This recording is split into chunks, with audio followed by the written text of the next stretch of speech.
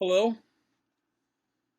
my name is John Evans, and I'm a food addict.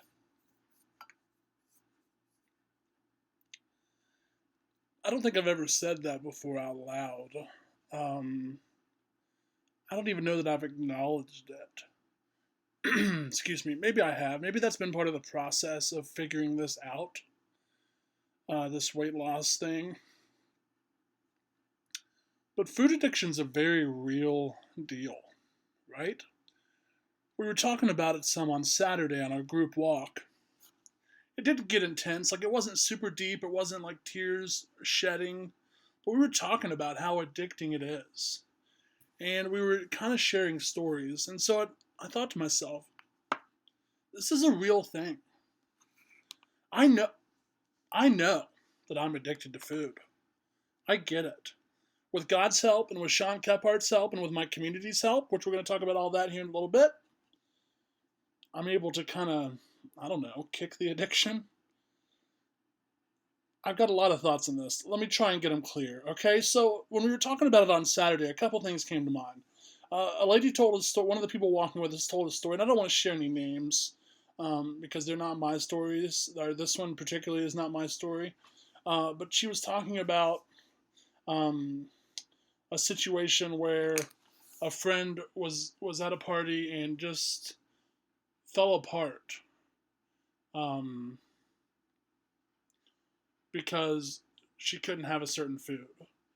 And I get it, right? Like, and it wasn't while she was there. She held it together. It was fine while she was there, but she got in the car and started to break down. And uh, it's a real thing. And she said that's when she realized that she was addicted to food. Let me tell you when I realized that I was addicted to food. Not necessarily, well, maybe I realized it, but I just didn't want to do anything about it. They talk about how addiction is something that you want to hide from other people. How it's something that you don't do around others unless it's maybe other people that are enabling you or whatever. But I remember up until I started this journey 10 weeks ago now, 10 weeks ago, awesome, that, I mean, I would sneak away, go hide, go find places where there weren't other people and eat and eat and eat and eat and eat. That's how you know you're addicted to food. If you feel like you have to hide what you're doing, if you feel like there's just this, it's just in a constant state of your mind, like you're just always thinking about it, always thinking, when's the next opportunity I'm going to have to eat? When am I going to be able to have that piece of chocolate? Or when am I going to be able to have that piece of cake? Or when am I going to be able to have those donuts? Like, it's just always something you're thinking about over and over and over again. It's like it is very much like a drug addiction, right? But here's the catch with a food addiction. You gotta eat. You don't have a choice. You don't gotta do drugs. I get it. You don't have to drink. You can cold turkey those things, man. Be done with it. Never touch a drop of alcohol again. Never touch another drug again. Food, gotta have it. That's, I think it's just a little flip, a little switch, excuse me, that you flip. That you're like, I mean, that's it. Flip. Let me tell you, here's another way I knew I was addicted to food. Folks, I'm just going to walk you through a typical day, and this might take a couple minutes, and it might be overwhelming.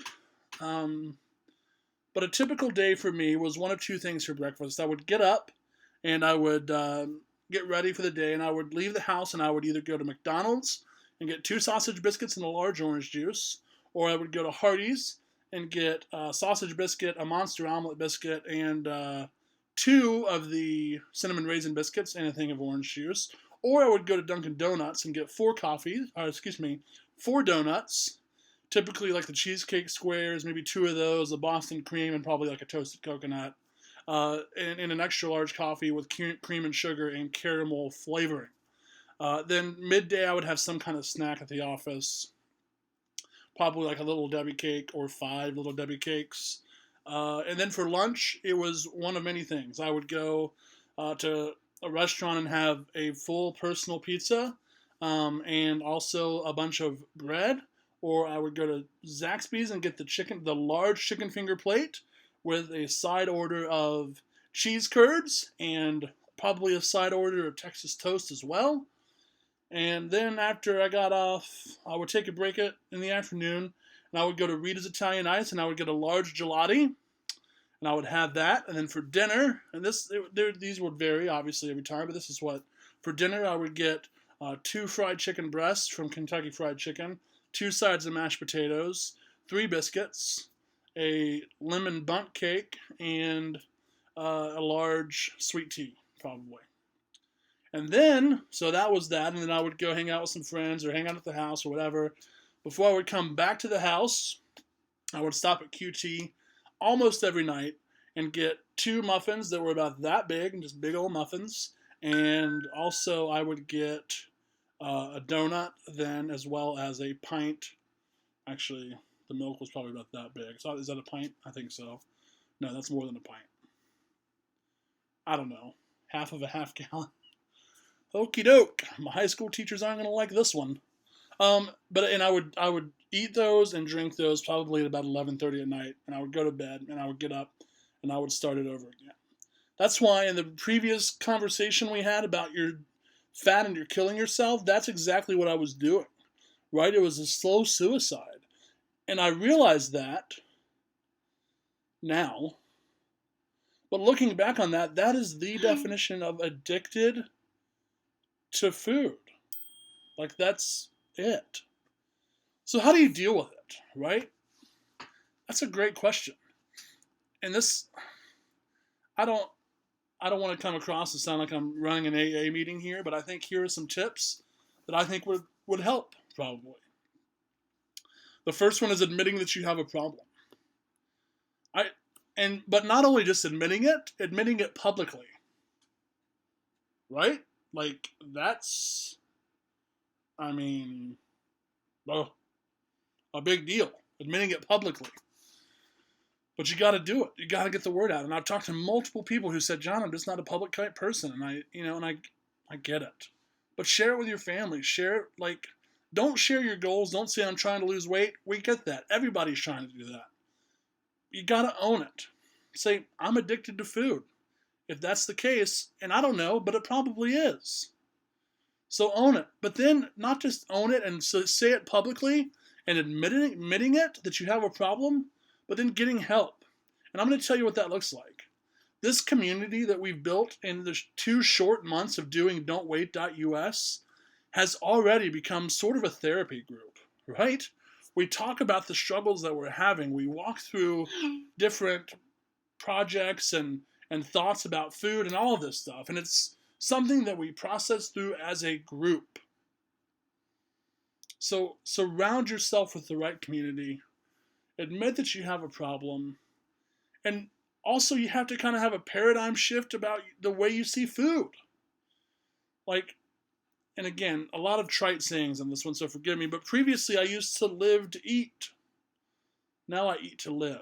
Food is fuel. Food is not a celebration. And these are things that I'm kind of parroting over, as far as Sean talking and hearing things that he says. But they're true. Food is fuel. Food is not a celebration. I texted him one day and said, hey, I want to go, I did really well this week. I want to go have some watermelon. And he said, no. He said, food is not a celebration. It's like, it would be like you calling somebody up and saying, hey, I'm going to go get some gas. You want to come? That's just not, we're going to have a grand time. That's not the way it works. So this one is already longer than most of mine. Ultimately, here's what I am thinking. The number that I always have down here is here for you. If you are struggling with a food addiction, I get it. If you want me to be the one that you admit that to, bring it on. Let's talk it out. I don't know that I have the answers for you. I do know that I'll pray for you. I do know that I'll do what I can to encourage you because I've been there. I am still currently there. Folks, this is a daily struggle.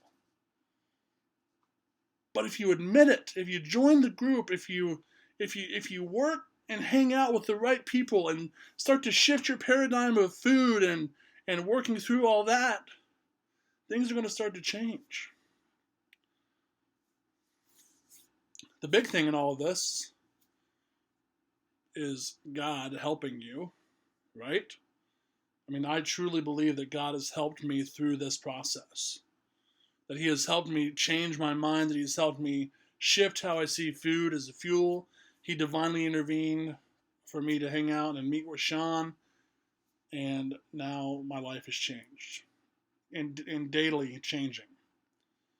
So please, text me. Let's talk about it. Let's figure it out. Let's find out what's going on. I know it's going to be hard, but that's the first step in working through it, right? If you find yourself always thinking about food, if you find yourself going out and trying to sneak around and eat when people aren't watching, that's a sign of a problem. So let's talk about it. Let's get it done. Let's figure it out. My phone number is right here, 864-593-9936. Please, text me anytime, day or night. I also want you to understand I get a lot of text messages and Facebook messages and emails. If I don't respond back, like immediately, that's okay. I will respond at some point, I promise. And we're going to work through this together. Couple things. Whew, that was deep. And 11 and a half minutes long. Saturday morning, we were walking at 6 o'clock downtown Greenville. We're meeting at the entrance to Falls Park on Main Street there in front of Spill the Beans.